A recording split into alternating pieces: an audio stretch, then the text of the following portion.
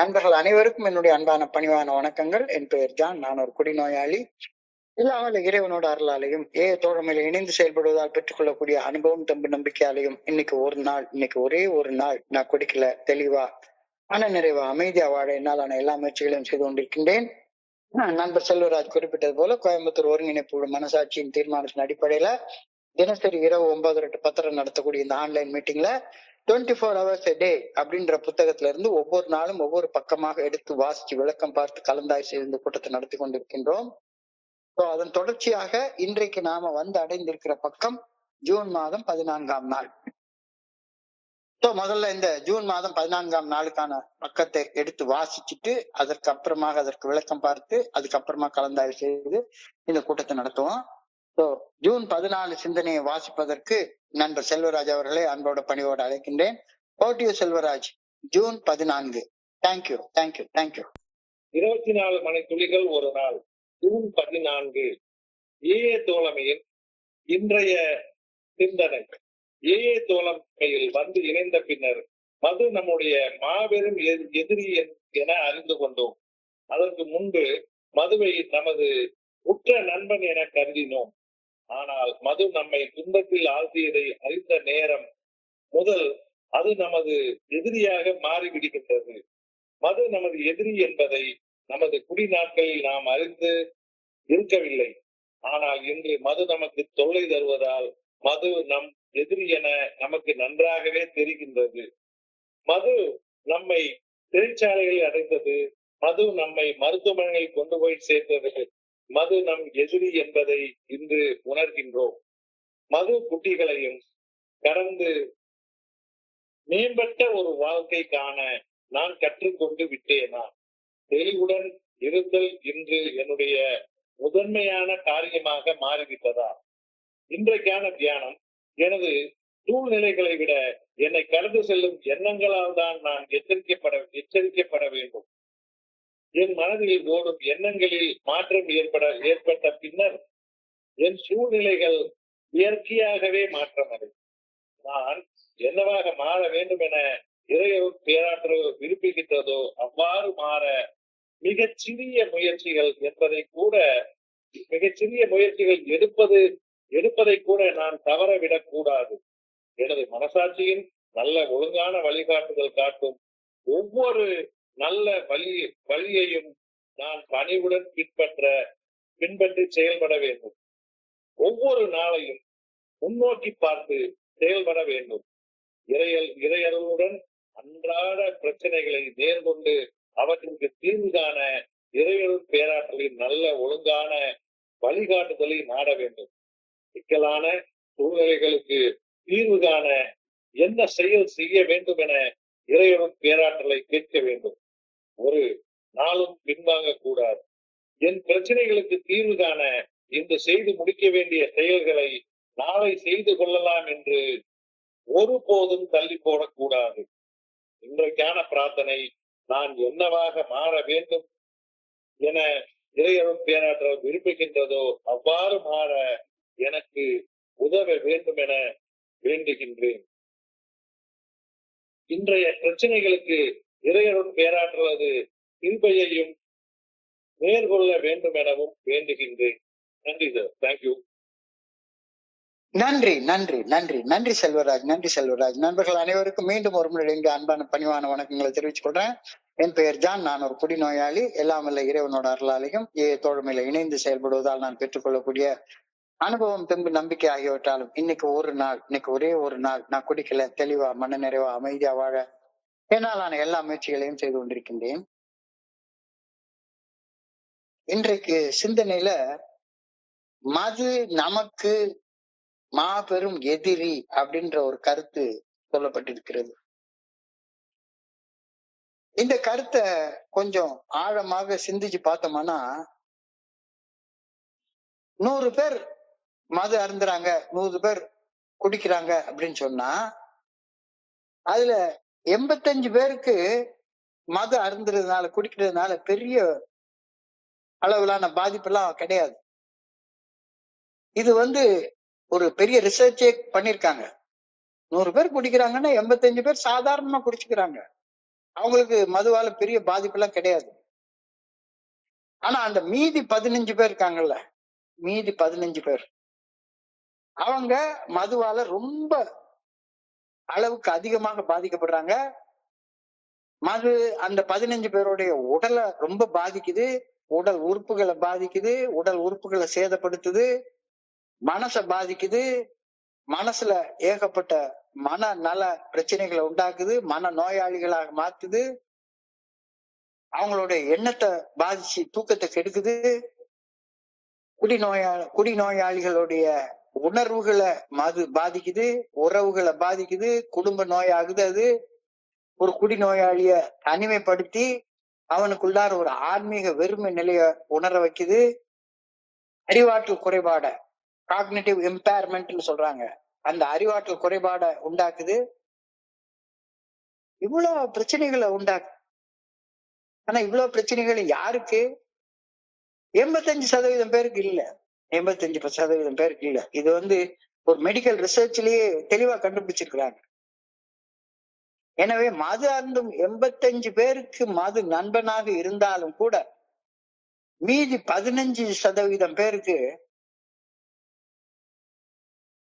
மது மிக மோசமான விரோதி, எதிரி, எனிமி, சொல்ல போனா துரோகி. யாருக்கு? அந்த 15 பேருக்கு. அந்த 15 பேர்ல நான் ஒருத்தன். சோ மது என்ன நானே அழித்து கொள்ள வைத்து, மது என்ன சுதந்திரமாக வாழ விடாம ஒரு செயல் அடிமையாக வாழ வைக்கக்கூடிய ஒரு அரக்கன், ஒரு சர்வாதிகாரி. என்ன பொறுத்தளவுல வேற எல்லாருக்கும் எப்படியோ அது தெரியாது. என்ன பொறுத்தளவுல மது எனக்கு ஒரு அரக்கன், ஒரு சர்வாதிகாரி, என்னைய சிதைச்சு சின்ன பின்னப்படுத்தின ஒண்ணு. ஆனா வேற சிலருக்கு இன்னமும் மது நண்பனாக இருக்குது, இருந்துட்டு போகுது. மது எனக்கு உடல் ரீதியான பாதிப்புகளை உண்டாக்குது, பிசிக்கல் டேமேஜஸ். மது என்னுடைய மூளையுடைய ஆரோக்கியத்தை பாதிக்குது, brain health, nervous breakdown ஆகுது. சோ மது என்னுடைய மூளையுடைய ஆரோக்கியத்தை பாதிக்குது. மது என்னுடைய தூக்கத்தை பயங்கரமா கெடுக்குது. நான் என்ன நினைச்சேன், மது குடிச்சா தூக்கம் வரும்னு நினைச்சேன். ஆனா போக போக போக போக என்ன ஆயிடுது, ஒரு குவார்டர் பாட்டில் வர்ற தூக்கம் அதுக்கப்புறமா குவார்டரும் கட்டிங் அடிக்க வேண்டி வருது. குவார்டரும் கட்டிங் அடிச்சா திரும்ப ஹாஃப் அடிக்க வேண்டி வருது.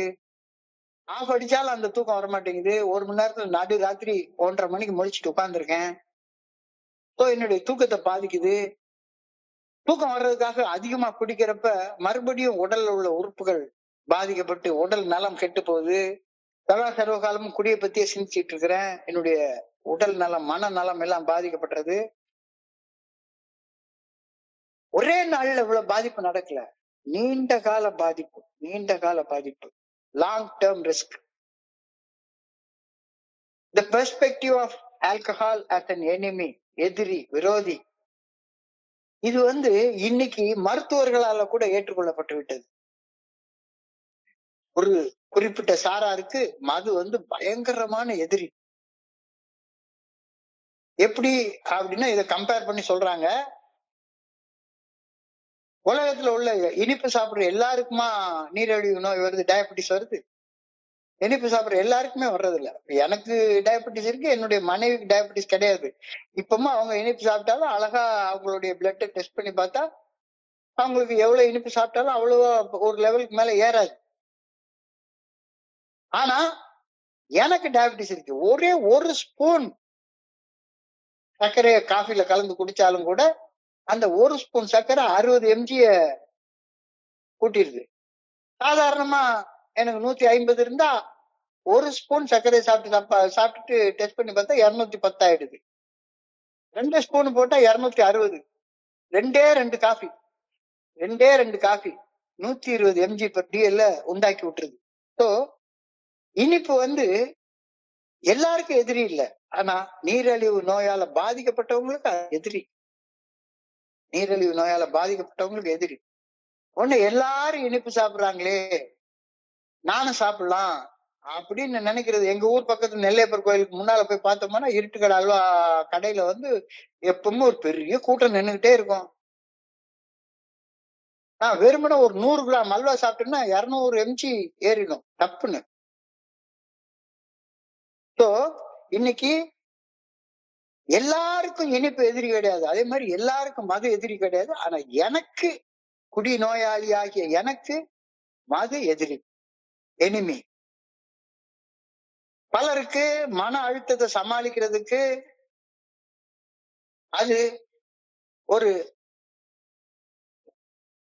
ஒரு உற்ற நண்பனாக உற்ற நண்பனாக இருக்கிறது உண்மைதான். என்னுடைய ஃப்ரெண்டு, ஒரு க்ளோஸ் ஃப்ரெண்டு, திருநெல்வேலி ஜிஹெச்ல ஆர்த்தோ டிபார்ட்மெண்ட் ஹெச்ஓடியா இருக்காரு. அங்க ஆர்த்தோ டிபார்ட்மெண்ட் ஹெச்ஓடி அவரு. பிரைவேட்டா ஒரு பெரிய கிளினிக் வச்சிருக்காரு, ஆர்த்தோ கிளினிக். ஆக்சிடென்ட் கேஸ் எல்லாம் டெய்லி ஒரு 2 ஆக்சிடென்ட் கேஸ் அவருக்கு எப்படி வந்துட்டே இருக்கும். உள்ள சர்ஜரி பண்ணிட்டு, ஒரு சர்ஜரியை பண்ணி முடிக்க 4 மணி நேரம் 5 மணி நேரம் ஆகும். ஒரு சர்ஜரி பண்ணி முடிச்சிட்டு, சார் ஒரு இட்லி எடுத்து வாயில வைக்க முடியவே முடியாது சார், அந்த ரத்தத்தையும் அந்த சதையையும் பார்த்துட்டு. எனக்கு வந்து ஒரு மணி நேரம் ஒரே ஒரு பெக்க சாப்பிட்டுட்டு கொஞ்ச நேரம் சோஃபால அப்படி உட்கார்ந்து இருந்ததுக்கு அப்புறமா ஒரு அரை மணி நேரம் 3/4 மணி நேரத்துக்கு அப்புறம் தான் ஏதாவது சாப்பிட கூட முடியும் சார். 4 மணி நேரம் சர்ஜரி பண்ணிட்டு வந்தா. அவருக்கு வந்து பிரச்சனை இல்ல. அவர் அந்த ஒரு பெக்க சாப்பிட்டுட்டு அவர் பாட்டுக்கு இருப்பாரு. அவர் டாக்டர், MS ஆர்த்தோ படிச்சிருக்காரு. அவருக்கு அது நண்பனாக உதவலாம். மன அழுத்தத்தை சமாளிக்க, ஓய்வாக உணர உபயோகப்படக்கூடிய நண்பனாக ஒரு சில மனிதர்களுக்கு மது இருப்பது உண்மைதான்.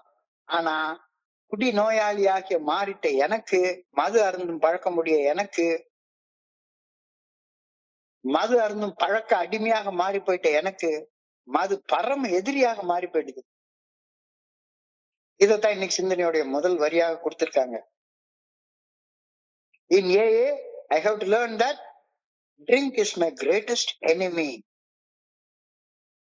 ஒண்ணு எனக்கு எனிமி, எல்லாருக்கும் எனிமி அப்படின்னு நான் நினைக்க கூடாது. எனக்கு தான் எனிமி, எனக்கு தான் எனிமி. AA தலைமையில நான் கற்க வேண்டிய பாடம் இது, அடிப்படை பாடம். மது என்னுடைய முதன்மையான எதிரி. நான் மது அருந்தின முதல் நாளே மது எனக்கு எதிரியா மாறல. ரொம்ப நாள் நண்பனா தான் இருந்துச்சு. உதாரணத்துக்கு சொன்னா, அந்த ஃபர்ஸ்ட் டே, இந்த செகண்ட் இயர் படிக்கிறப்ப நான் ஃபர்ஸ்ட் ஒரே ஒரு கிளாஸ் சாராயம் குடிச்சு அது கொடுத்த அந்த கிக்கு, அந்த அனுபவம், பெரிய ஆனுவல் டே ஃபீஸ்ட் அன்னைக்கு எனக்கு கொடுத்தாங்க. அதை இன்னைக்கு நாள் வரைக்கும் மறக்க முடியாது. அவ்வளவு நண்பனா தான் மது இருந்துச்சு. முதல் நாள்ல நண்பனா தான் இருந்துச்சு. ஒரே ஒரு கிளாஸ் சாராயம் சாயங்காலம் ஒரு 7 மணிக்கு குடிச்சது, அடுத்த நாள் 7 மணி வரைக்கும் அப்படியே என்னமோ பறக்குற மாதிரி பயங்கர ஒரு ஃபீல்.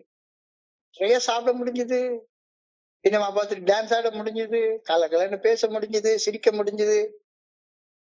எவ்வளவோ நாள் கஷ்டமாக வேலை பார்த்துட்டு வர்ற நேரத்துல உட்கார்ந்து கொஞ்சம் குடிச்சிட்டு இருந்தது நல்லாதான் இருந்துச்சு. ஆரம்பத்துல மது என்னுடைய உற்ற நண்பனாக இருந்து என்னுடைய வாழ்வு உற்சாகமாக வாழ்றதுக்கு உதவிகரமாக இருந்தது, உற்சாகமாக உணர வச்சது. இதுல சந்தேகமே கிடையாது. ஆனால் என்னைக்கு நான் குடிகாரன் அப்படின்ற நிலையில இருந்து குடி நோயாளி அப்படின்ற நிலைக்கு அந்த கண்ணுக்கு புலப்படாத கோட்டை கடந்து போனானோ, அப்பொழுது உற்ற நண்பனாக இருந்த மது ரொம்ப எதிரியாக மாறிடுச்சு. எனக்கு எனக்கு எனக்கு மட்டும்தான், எல்லாருக்கும் சொல்ல முடியாது. நான் ஒண்ணு மது விலக்கு பிரச்சாரத்தை எல்லாம் பண்ண போறது கிடையாது. எனக்கு மது ஒத்துக்காது, எனக்கு மது எதிரி, பயங்கரமான எதிரி, எதிரியாக மாறிவிட்ட ஒரு நண்பன். ஆனா இந்த எதிரியாக மாறிட்டான் அப்படின்ற உண்மை ரொம்ப நாளா எனக்கு தெரியல. ஏன்னா அந்த கண்ணுக்கு புலப்படாத கோட்டை கடந்ததுக்கு அப்புறமாக எதிரியாக இருந்து நண்பனாக இருந்து எதிரியாக மாறிடுச்சு. இந்த உண்மை தெரியாம மதுவை நானும் நண்பனாக நினைச்சுக்கிட்டு அது கூட எப்பவும் கொஞ்சம் கொலாவிக்கிட்டே உட்கார்ந்துருந்தேன். ஆனா காலத்தின் ஓட்டத்துல துரோகத்துக்கு மேல துரோகம் செய்து மது என்னுடைய பரம எதிரி அப்படின்றத கொஞ்சம் கூட சந்தேகத்துக்கு இடமில்லாம நிரூபிச்சு காட்டிருச்சு. கொஞ்சம் கூட சந்தேகத்துக்கு இடம் இல்லாம நிரூபிச்சு காட்டுது. அறம எதிரி, சாதாரண எதிரி இல்ல. என்னைய, என்னுடைய மானம், மரியாதை எல்லாத்தையும் தொடச்சு தூர எரிஞ்சு அம்மனமா ரோட்ல அலைய விட்டுருச்சு. இதுதான் இன்னைக்கு 2வது வரியில சொல்றாங்க. I used to think of liquor as my friend. Time came when it turned against me and became my enemy. ஒரு காலத்துல நண்பனா தான் இருந்துச்சு, நல்லா இருந்துச்சு. குடிச்சிட்டு சினிமா பார்த்தா ஜாலியா இருக்கும், தண்ணிய போட்டா சந்தோஷம் பிறக்கும், தள்ளாடி தள்ளாடி போதையில நடந்தா உல்லாசமா இருக்கும், கவலை எல்லாம் மறக்கிறதுக்கு ஜாலியா ஜோக் அடிக்கிறதுக்கு நல்லா தான் இருந்துச்சு, நண்பனா தான் இருந்துச்சு. ஆனா காலத்தின் ஓட்டத்துல time came when it turned against me and became my enemy. எனக்கு எதிராக திரும்பி என்னுடைய மோசமான விரோதியா மாறி போயிடுச்சு. என்னுடைய உற்ற நண்பனாக இருந்த மது என்னுடைய பரம எதிரியாக மாறி போயிடுச்சு. எப்ப குடிகாரனா இருந்தேன்னா, குடி நோயாளியாக மாறினோ அந்த காலத்தை என்னால சரியா கணிஞ்சு சொல்ல முடியாது. எந்த டைம்ல நான் அந்த கட்டனுக்கு புலப்படாத குடிகாரன்ற நிலையில இருந்து குடி நோயாளின்ற நிலைக்கு கடந்து போனேன் அப்படின்றத கரெக்டா துல்லியமாக கணிச்சு சொல்ல முடியாது. ஆனா உத்தேசமா சொல்ல முடியும். ஆரம்ப காலகட்டத்துல ஆசைப்பட்டா குடிப்பேன், இல்லைன்னா குடிக்க மாட்டேன். ஆரம்ப நாட்கள்ல எல்லாம் நல்ல ஞாபகம் இருக்கு. நான் மெட்ராஸ்ல ஃபர்ஸ்ட் ஸ்டார்டிங்ல வேலையில வந்து சேர்ந்த நேரத்துல எல்லாம் நான் பகல் டைம்ல குடிச்சதே கிடையாது. பகல் டைம்ல குடிக்கவே மாட்டேன். சாயங்காலம் வேலை முடிஞ்சு ரூமுக்கு வந்ததுக்கு அப்புறமா, அப்ப பேச்சுலரா இருந்த நேரத்துல வேலை முடிஞ்சு ரூமுக்கு பேச்சுலர் பேரடைஸ்ன்ற சேப்பாக்கத்துல இருந்தேன். சேப்பாக்கத்துல கிரிக்கெட் ஸ்டேடியத்துக்கு பக்கத்துல ரூம், கிரிக்கெட் ஸ்டேடியத்துக்கு ஒட்டுன மாதிரி ரூம். அந்த ஸ்டேடியத்துல வந்து ரூம்ல வந்து அழகா ஒரு நல்ல குளிச்சுட்டு ஒரு சட்டைய மாத்திக்கிட்டு அதுக்கப்புறமா ஒரு 8-8:30 போல புறப்பட்டு போய் குடிச்சு டே பேரடைஸ், சாந்தி, அலங்காரி ஏதாவது தேட்டர் ஒரு படம் பார்த்துட்டு ராத்திரி புகாரில எங்கேயாவது சாப்பிட்டுட்டு நல்ல ஜாலியா இருந்த காலங்கள் உண்டு.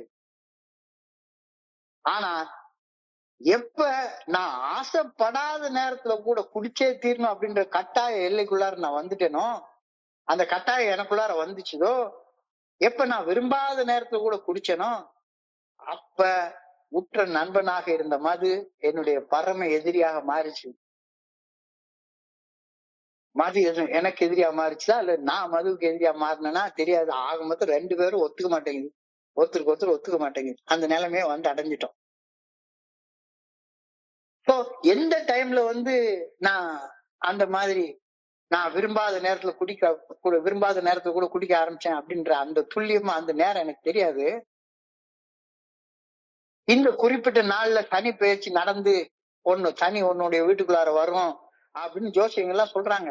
சனி இப்போ இந்த நேரத்துல உனக்குள்ளார சனி பெயர்ச்சி இருக்கு, அதுக்கப்புறம் 7.5 நாட்டு சனி உனக்கு நடக்கும், 7.5 வருஷம் நீ சனியால கஷ்டப்படுவ அப்படின்னு சொல்லி ஜோசியங்க எல்லாம் சொல்றாங்க. எனக்கு அது தெரியாது. எப்ப சனி அந்த வீட்டுக்குள்ளார வந்துச்சுது, அப்புறம் 7.5 வருஷம் அந்த சனி என்னைய பாடா படிச்சுது, அது எனக்கு தெரியல. எந்த டைம்ல ஆரம்பிச்சு எந்த டைம்ல முடிச்சுது அப்படின்றது எனக்கு தெரியல. மது என்ற சனியை எப்ப என்னுடைய வீட்டுக்குள்ளார வந்துச்சுன்னு துல்லியமா கணிக்க முடியல. ஆனா இந்த சனி பெயர்ந்து வீட்டை விட்டு வெளியே போன நாள் ஏக தோழமையில வந்து இணைஞ்ச நாள். ஏக தோழமை பரிந்துரைக்கக்கூடிய 12 படிகள் அடங்கிய மீட்படையும் செயல் திட்டத்தை வாழ்க்கையா வாழணும்னு நான் ஏற்றுக்கொண்ட நாள் அப்படின்னு கண்டிப்பா சொல்ல முடியும். சனி உள்ள வந்த நாள் தெரியாது. ஆனா சனி என் வீட்டை விட்டு வெளியே போன நாள் 14/2/1997 அந்த நன்னாள், நல்ல நாள். சனி பெயர்ச்சி நடந்துருச்சு, வெளியே போயிடுச்சு. I don't know just when alcohol became my enemy, but I know it did, because it did. We began to get into trouble, we began to get into jails, we began to get into hospitals. தேவையில்லாத நேரத்துல எல்லாம் ஆஸ்பத்திரிக்கு போறது, தேவையில்லாத நேரத்துல எல்லாம் charge பண்ண வாங்குறது, எல்லாம் சும்மா சாதாரணமா குடிக்கணும்ன்ற சின்ன ஆசைக்காக, சின்ன எண்ணத்துக்காக. So I don't know just when alcohol became my enemy. எப்ப அது எதிரியா மாறிச்சுன்னு தெரியாது. ஆனா அது கண்டிப்பாக என்னுடைய எதிரியா மாறிடுச்சுது அப்படின்றத உறுதியா சொல்ல முடியும். ஏன்னா நான் எப்ப பார்த்தாலும் டிக்கலு பிரச்சனை தொல்லை, குடிச்சிட்டு ஒரு நாள் கூட தொல்லை இல்லாம வீட்டுக்கு வரவே இல்லை. நல்லா தெரியுது. இப்ப சந்தேகமே இல்ல, மது என்னுடைய ஜென்ம விரோதி அப்படின்னு சந்தேகமே இல்லாம தெளிவா தெரிஞ்சு போச்சு. அப்போ எதிரியை விட்டு என்ன செய்யணும்? எதிரியை விட்டு விலகி இருக்கணும். எதிரியை விட்டு விலகி இருக்கணும்.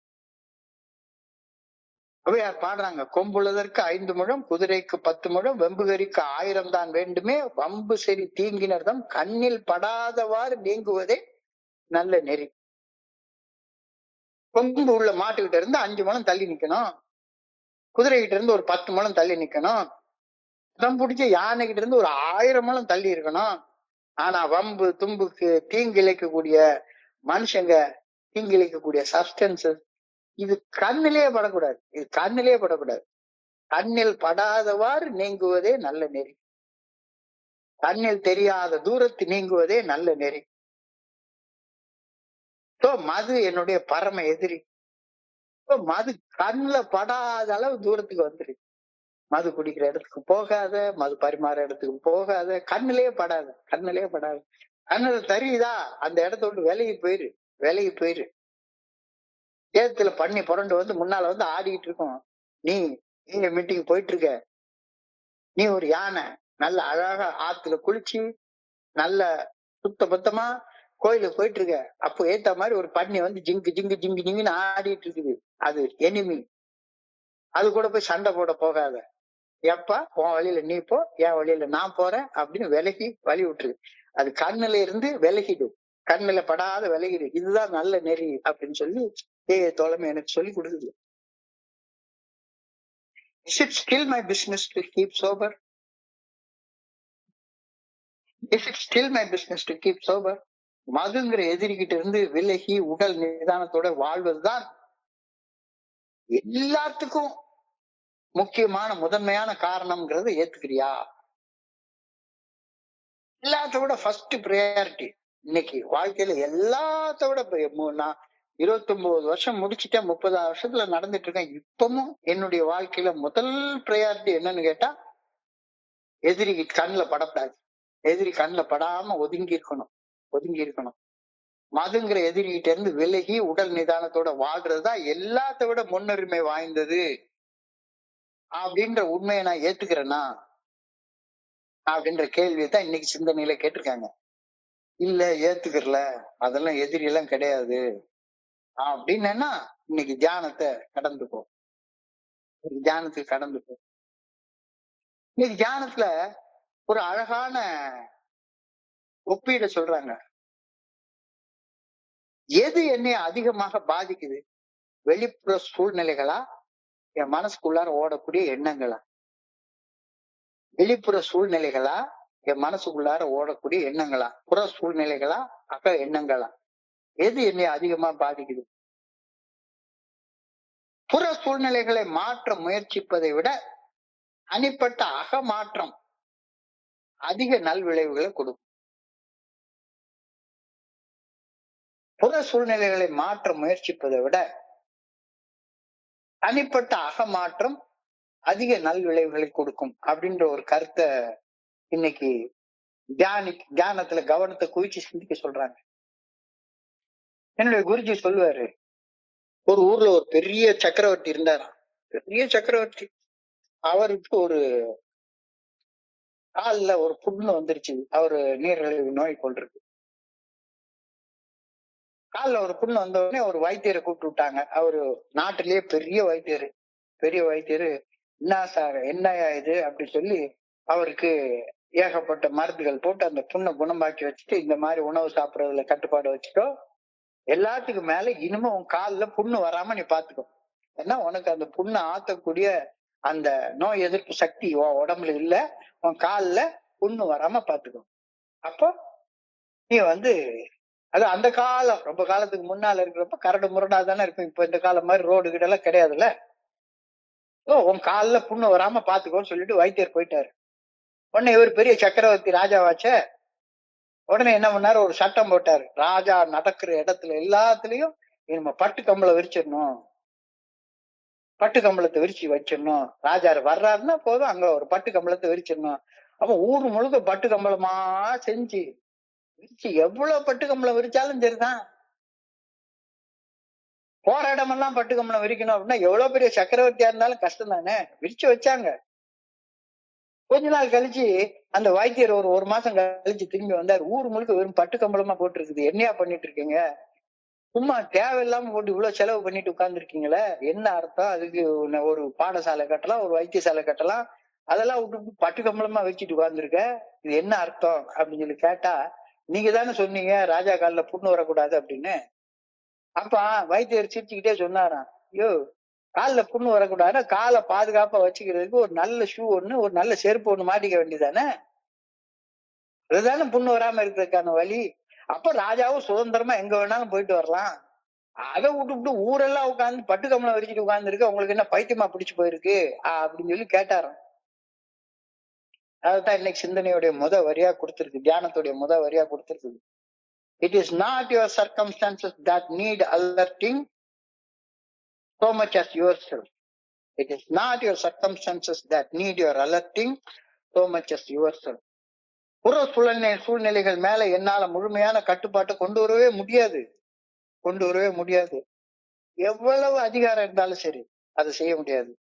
ஆனால் என்னுடைய மனநிலை, என்னுடைய எதிர்வினை ஆற்றக்கூடிய மனசு, ரியாக்ட் பண்ணக்கூடிய மனசு, என்னுடைய மனப்பான்மை, என்னுடைய தனிப்பட்ட வளர்ச்சியின் மேல நான் வச்சுக்கிற கட்டுப்பாட எப்பவுமே அதிகரிச்சு கொள்ள முடியும்.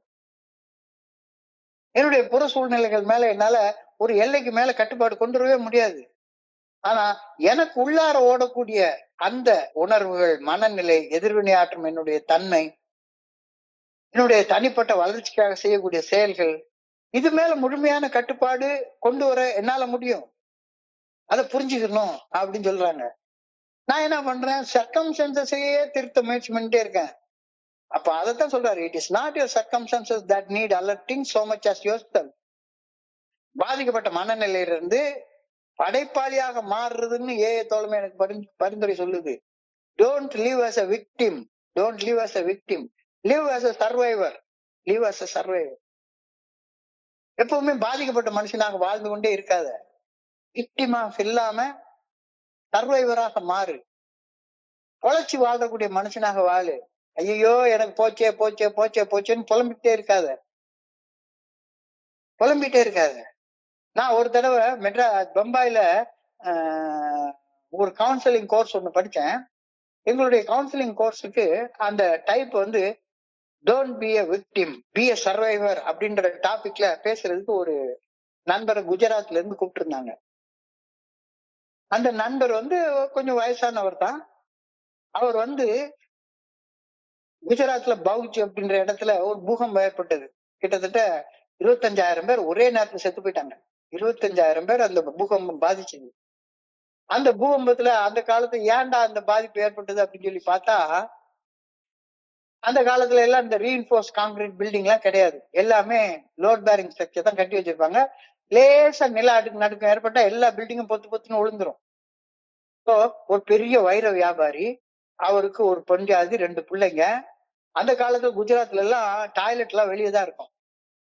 இந்த ஆள் மட்டும் டாய்லெட்டுக்கு போயிருக்காரு. டாய்லெட் போயிருக்க நேரத்துல பூகம்பம் வந்து கொண்டாட்டி 2 பிள்ளைங்க செத்து போயிட்டாங்க. இந்த ஆள் டாய்லெட்ல இருந்ததுனால டாய்லெட்ல இடிஞ்சு விழுந்து இவர் காலில் அடிபட்டுருச்சு. வெறும் 2 நிமிஷம் கொண்டாட்டி போயாச்சு, 2 பிள்ளைகள் போயாச்சு. பயங்கரமான பாதிப்பு. பூகம்பத்துல 2 பேரும் செத்து போயிட்டாங்க. பார்த்தா இவரையே காப்பாற்ற முடியல, கால் உடைஞ்சு போயிருக்குது.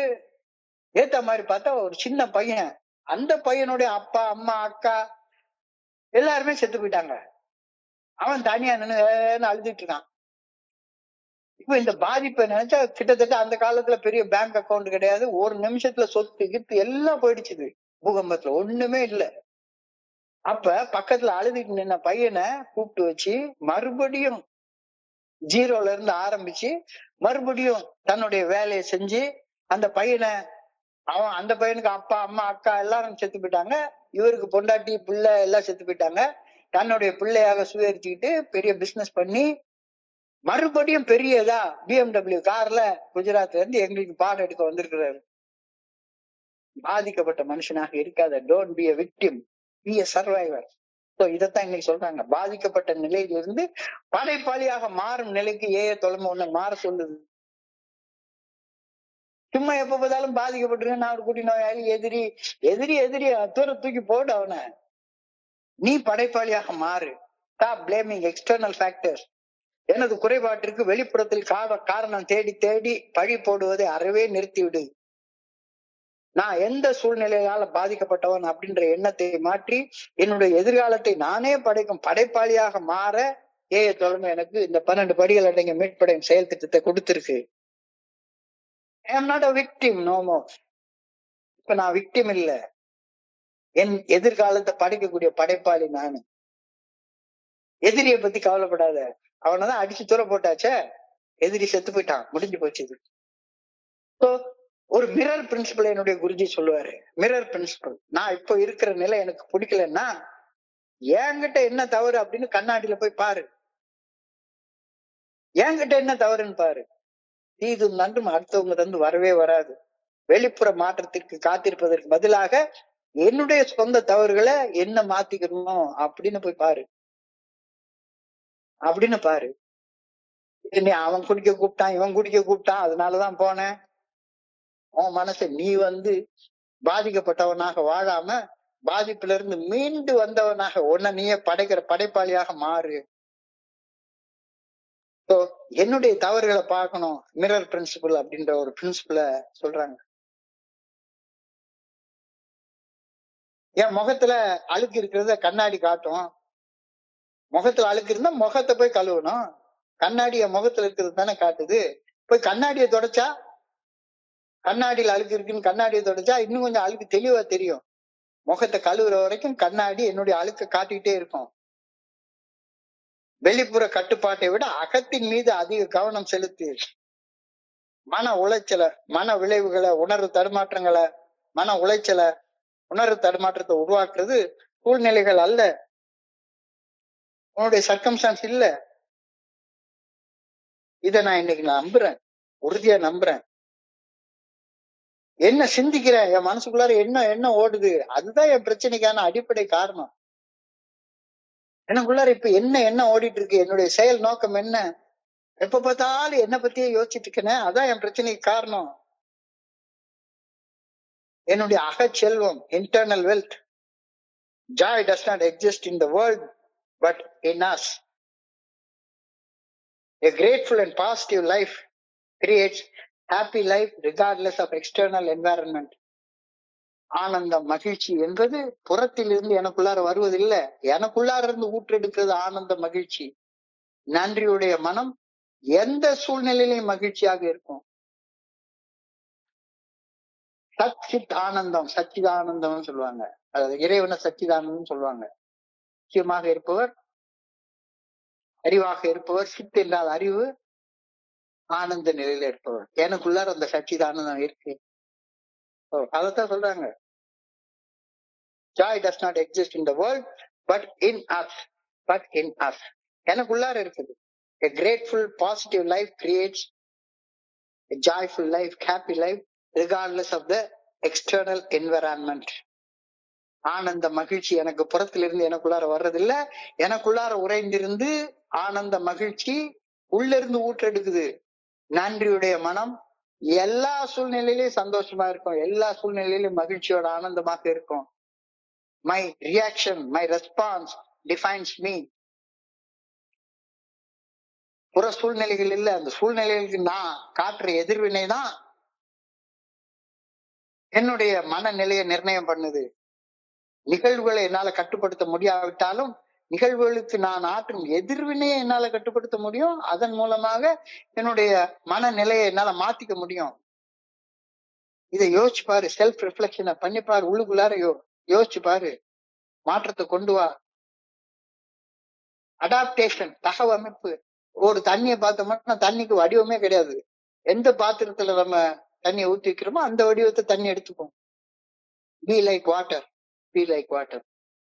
அந்தந்த சூழ்நிலைகள்ல நீ அடாப்ட் ஆயிக்கோ. அழுகிறவங்களோட அழு, சிரிக்கிறவங்களோட சிரி, சிரிக்கிற இடத்துல உட்கார்ந்து அழுதுட்டு உட்கார்ந்து இருக்காத, அழுகிற இடத்துல உட்கார்ந்து சிரிச்சுட்டு உட்கார்ந்து இருக்காத.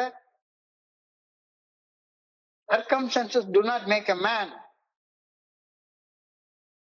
சூழ்நிலைகள் ஒரு மனிதனை உருவாக்குவதல்ல, they reveal him. சூழ்நிலைகள் ஒரு மனுஷனை வெளிப்படுத்தி காட்டுது. இதுதான் இன்னைக்கு தியானத்துடைய அடுத்த வரி. After I have change, conditions will naturally change. என்னுடைய மனசுக்குள்ளார ஓடக்கூடிய எண்ணங்கள் மாறிட்டா ஆட்டோமேட்டிக்கா என்னுடைய சூழ்நிலைகள் தானா மாறிடும். நீ ஒண்ணும் மாத்தவே வேண்டாம், ஆனா மாறிடும். After I have changed, conditions will naturally change. நான் எனக்குள்ளார மாறினால் என் சூழ்நிலைகள் இயல்பாக மாறும். நான் இவ்வுலக இருக்கும், அது இருக்கும் நிலையில இருந்து பாக்குறது இல்ல, நான் இருக்கும் நிலையில இருந்து இந்த உலகத்தை நான் பாக்குறேன். இந்த உலகத்தை எப்பவுமே அது இருக்கிற நிலையில இருந்து பாக்குறது இல்ல. I don't see the world as it is. I see the world as I am. நான் எப்படி இருக்கிறேனோ அந்த நிலைமையில இருந்து தான் பாக்குறேன். நான் கோபத்துல இருந்து பார்த்தேன்னா கோபமா தான் தெரியும். நான் ஒரு சர்வே எடுத்து பார்த்தேங்க. உண்மையிலே என் ஆபீஸ்ல எனக்கு கீழே வேலை பார்க்குறவங்களும் எத்தனை பேர் தண்ணி அடிக்கிறாங்க, எத்தனை பேர் சிகரெட் குடிக்கிறாங்க இருக்குன்னு பார்த்தா ஒரு 10-15% பேர் தான் இந்த மாதிரி பண்றாங்க. எனக்கு என்ன தோணுச்சுன்னு, உலகத்துல இருக்க எல்லா பேரும் தண்ணி அடிக்கிறான், எல்லா பேரும் சிகரெட் குடிக்கிறான், எல்லா பேரும் லஞ்சம் வாங்குறான், எல்லாரும் மோசமானவங்க, எல்லாருமே கெட்டவங்க அப்படின்ற ஒரு எண்ணம் தான் இருந்தது. நான் இந்த உலகை அது இருக்கும் நிலையில் பார்ப்பதில்லை, நான் இருக்கும் நிலையில் இருந்தே இந்த உலகை காண்கின்றேன். I don't see the world as it is, I see the world as I am. நான் எப்படி இருக்கணும் அந்த நிலைமையில இருந்தா பாக்குறேன். So spare no effort to become all that God wants you to become. கடவுள் நீ ஒரு மாதிரி மாறணும்னு விரும்புறாரு. சந்தோஷமா, மகிழ்ச்சியா, நிம்மதியா, நிறைவா, எப்பவுமே இரிட்டேஷன் இல்லாம, ரெஸ்ட்லெஸ்ஸா இல்லாம, டிஸ்கண்டென்டா இல்லாம, எப்பவுமே ஓய்வு நிலையில சந்தோஷமாக, நிம்மதியாக, நிறைவாக வாழணும்னு நினைக்கிறாரு. அதுதான் கடவுளுடைய ஆசை. இறையருள் பேராற்றல் நீ என்னவாக மாற வேண்டும் என்று விரும்புகின்றதோ அவ்வாறு மாற சிறு சிறு முயற்சிகள் செய்வதை கூட விட்டு வைக்காத. ஒரு மீட்டிங் அட்டன் பண்ணணுமா, அட்டன் பண்ணு. சின்ன முயற்சிகள் அதை கூட விட்டு வைக்காத, செஞ்சுக்கிட்டே இரு. Spare no effort to become all that God wants you to become. இறையருள் பேராற்றல் நீ என்னவாக மாற வேண்டும் என்று விரும்புகின்றதோ அவ்வாறு மாற சிறு சிறு முயற்சிகள் செய்வதை கூட விட்டு வைக்காத. மனசாட்சி நல்ல ஒழுங்கான வழிகாட்டுதலை பின்பற்றுவது என்பது அமைதிக்காக வாழ்வதற்காக ஒரே ஒரு வழியாகும். இது அறநெறி வழிகாட்டி என்று விவரிக்கப்படுகிறது. மனசாட்சி அறநெறி வழிகாட்டி. அழகான தமிழ் பெயர். மனசாட்சிக்கு அறநெறி வழிகாட்டி அப்படின்ற ஒரு பெயர் இன்னைக்கு நான் ஒரு இடத்துல இருந்து கண்டுபிடிச்சேன். Follow every good leading your conscience takes you. Prajnanam Brahma. Take each day no backward look. பின்னால திரும்பி பார்த்துட்டு வண்டியை ஓட்டாத, முன்னால பார்த்து வண்டியை ஓட்டு. குடிச்ச வாழ்க்கையில தப்பு செஞ்சு வாழ்ந்த வாழ்க்கை அது செத்து போச்சு. செத்து போனதை எடுத்து நோண்டி பார்த்துட்டே உட்காந்துருந்தா நாத்தம் தான் அடிக்கும். அதை போட்டு நோண்டி பார்த்துட்டே இருக்காத. முன்னால பார்த்து வண்டி ஓட்டு, முன்னால பார்த்து முன்னேறி போ. Face each day with God and seek God's help and guidance as to what you should do in every situation. Never look back. திரும்பி எப்ப பார்த்தாலும் சும்மா உட்காந்து பழசையே பேசிக்கிட்டு, ஏன்னா பழசையே பேசினா எல்லாருக்கும் அப்படியே பேன்னு கேட்டுட்டு இருக்க தோணும். பழசை யோசிக்காத. முன்னால இருக்கிறத பாரு. முன்னால முன்னேறி போறதுக்கு இப்ப என்ன செய்யணும்னு யோசி. சும்மா உட்காந்து பொழுது வேஸ்ட் பண்ணிட்டே உட்கார்ந்துருக்காத. இறையருள் பேராற்றலின் நல்ல ஒழுங்கான வழிகாட்டுதல் எனது மனசாட்சியின் மூலம் வெளிப்படுத்தப்படுகின்றது. மனசாட்சி நல்ல ஒழுங்கான வழிகாட்டுதலின் வெளிச்சத்தில் ஒரு நாள் அடிப்படையில் ஒவ்வொரு நாளாக வாழ்க்கையை கடந்து செல். எந்த ஒரு சூழ்நிலையிலும் என்ன சரியான செயல் செய்ய வேண்டும் என்பது குறித்து நல்ல ஒழுங்கான ஆலோசனையை மனசாட்சியிடம் கேட்டு மனசாட்சி உறுத்துறதை செய்யாத, மனசாட்சி சரின்னு சொல்றதை செய். Never leave until tomorrow that thing which you can be guided to do today. இன்றே இதை செய்யணும் அப்படின்னு உன்னுடைய மனசாட்சி சொல்லுது. மனம் என்ன சொல்லுது? நாளைக்கு பாத்துக்கலாம்னு சொல்லுது. தள்ளி போடாத. Don't procrastinate. மனசாட்சிக்கு பணிஞ்சு நட. பணி செய்வதை தள்ளி போடுவதால் மன அழுத்தம் மட்டும்தான் உண்டாகும். தள்ளி போடுவதை தவிர்த்து விடு. திறம்பட திட்டமிடு. அதிகப்படியான பணி சுமையை தவிர்த்து விடு. இன்னைக்கு செய்யறது நாளைக்கு தள்ளி போட்டு நான் நாளைக்கு செய்ய வேண்டிய வேலையோடு சேர்த்து இன்னைக்கு ஒரு வேலையை சேர்ந்துக்கும். வரம்புகளை வாய்ப்புகளை பயன்படுத்திக் கொள். வாழ்க்கையில வழிகாட்டப்பட்ட பணிகளை உடனடியாக செய்வதன் மூலம் எதிர்கால மன அழுத்தம் தவிர்க்கப்படுகின்றது. இன்றைய பணிகளை செய்வதால் பணி பழு குறைஞ்சிருது. So I pray that God will help me to become all that He could help me to be. நான் என்னவாக மாற வேண்டும் என இறையர் பேராற்றி விரும்புகின்றதோ அவ்வாறு மாற உதவி கேட்க வேண்டும் என நான் வேண்டுகின்றேன். I pray that I may face today's problems with God's grace. இன்றைய பிரச்சனைகளை இன்றைக்கே இறையர் பேராற்றலுடைய கிருபையோட நேர்கொள்ள வேண்டும் எனவும் பணியோட வேண்டிக் கொள்கின்றேன். அழகான சிந்தனை, அற்புதமான சிந்தனை. இன்றைய சிந்தனையை சுருக்கமாக எடுத்து பார்த்தோம்னா, மது எனக்கு எதிரி. 10 நாள் எதிரி இல்ல, நண்பனாக இருந்து எதிரியாக மாறி போனது. அது யாருக்கு எதிரி? உலகத்துல 100 பேர் குடிக்கிறாங்கன்னா 85 பேர் இன்னும் சந்தோஷமா குடிச்சிட்டு இருக்காங்க. அவங்களுக்கு எல்லாம் நண்பன் தான். 100 பேர் இனிப்பு சாப்பிடுறாங்கன்னா அதுல பெரும்பாலான பேருக்கு டயபெட்டிஸ் இல்ல, எனக்கு இருக்கு. அப்போ இனிப்பு எனக்கு எதிரி, ஊருக்கெல்லாம் எதிரி கிடையாது. அதே மாதிரி மது எனக்கு எதிரி, ஊருக்கெல்லாம் எதிரி கிடையாது. மது எப்ப எனக்கு எதிரி ஆயிடுச்சுன்னு கணக்கு போட்டு எல்லாம் பாத்துட்டு இருக்க வேண்டாம். எப்ப நான் பிடிக்காத நேரத்துல கூட குடிக்க வச்சுதோ, எப்ப நான் அம்மா செத்து போயிருக்க நேரத்துல குடிச்சிருக்கவே கூடாது அந்த நேரத்துல என்னைய குடிக்க வச்சுதோ, அன்னைக்கே மது என்னுடைய பரம எதிரியாக மாறி போயிட்டான். அந்த சனியை எப்ப உள்ள நுழைஞ்சதுன்னு எனக்கு தெரியாது. ஆனா அந்த சனியை வெளியே போன நாள் எனக்கு நல்லா தெரியும். தோழமையில அடி எடுத்து வச்ச நாள் 14/2/1997. இப்ப மது எனக்கு எதிரிங்கிறதுல சந்தேகமே இல்லை. அந்த மது கிட்ட நான் கேர்ஃபுல்லா இருக்கணும். கொம்புளதற்கு 5 முழம், குதிரைக்கு 10 முழம், வம்புகரிக்கு 1000 தான் வேண்டுமே. வம்பு தீங்கினர் தம் கண்ணில் படாதவாறு நீங்குவதே நல்ல நெறி. கண்ணில் படாத தூரத்து நீங்குவதே நல்ல நெறி. மதுவை கண்ணுல கூட பார்க்காத அளவுக்கு தூரமா போயிட்டியா? இல்ல, மதுங்கிற எதிரிகிட்ட இருந்து விலகி உடல் நிதானத்தோட வாழ்றதா எல்லாத்த விட முன்னுரிமை கொடுக்கப்பட வேண்டிய ஒண்ணு அப்படின்றத ஏத்துக்கிறியா? இல்ல எப்பயாச்சும் ஒரு நாளைக்கு கொஞ்சோண்டு குடிச்சுக்கலான்ற எண்ணம் இன்னும் மனசுக்குள்ளார இருக்குன்னா தியானத்துக்கு கடந்து போ. எது உன்னை அதிகம் பாதிக்குது? குடிக்க தூண்டக்கூடிய சூழ்நிலைகளா அல்லது குடிக்க தூண்டக்கூடிய எண்ணங்களா? வெளிப்புற சூழ்நிலைகளா, மனசுல ஓடக்கூடிய எண்ணங்களா? It's not your circumstances that need alerting so much as yourself. தப்பு செய்யணும்ன்ற புற சூழல்கள் உனக்குள்ளார ஒரு அகத்தூண்டுதலை உருவாக்குறது இல்ல. அகத்தூண்டுதல் உருவாக்குன நீ அந்த இடத்த நீ தேடி தேடி போற. புற சூழ்நிலைகள் மேல உன்னால முழுமையான கட்டுப்பாட்டை கொண்டு வர முடியவே முடியாது. எவ்வளவு அதிகாரம் இருந்தாலும் சரிதான், அது செய்யவே முடியாது.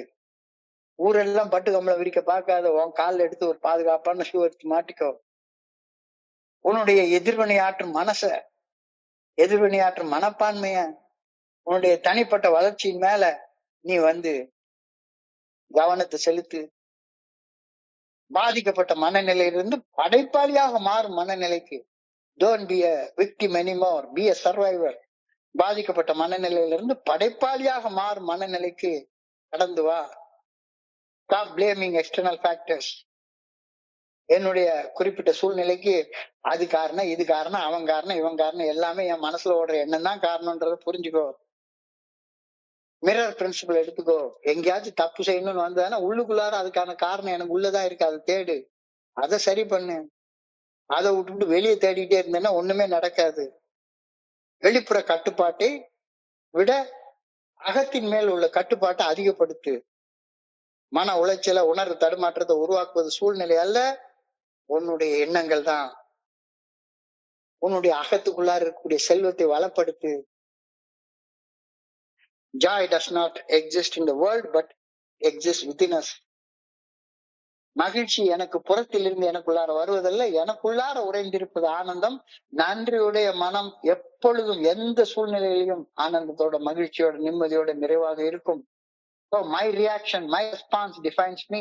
நிகழ்வுகள் என்னால் கட்டுப்படுத்த முடியாவிட்டாலும் நிகழ்வுகளுக்கு நான் ஆற்றக்கூடிய எதிர்வினை அதை என்னால கட்டுப்படுத்த முடியும். சோ தனிப்பட்ட முறையில மாற்றத்தை கொண்டு வா. சூழ்நிலைகளுக்கு உன்னுடைய மன எண்ணங்களை மாத்தி அமைச்சுக்கோ. Circumstances do not make a man, they reveal him. சூழ்நிலைகள் மனிதனை உருவாக்குவதில்லை, சூழ்நிலைகள் மனுஷனுக்குள்ளார உள்ள தவறான எண்ணங்களையோ நல்ல எண்ணங்களையோ வெளிப்படுத்துகின்றன. After I have changed, conditions will naturally change. நீ மாறிட்டனா உலகமே மாறிடும். நீ மாறிட்டனா உலகமே மாறும். நீதான் எல்லாம். அப்ப இந்த உலகத்தை அது இருக்கிற நிலையில நான் பாக்குறது இல்ல. நான் எந்த நிலையில இருக்கேனோ அந்த நிலையில இருந்தா நான் பாக்குறேன். நான் மஞ்சள் கண்ணாடி போட்டுட்டு பார்த்தேன்னா எல்லாமே மஞ்சளா தான் தெரியும். I don't see the world as it is. I see the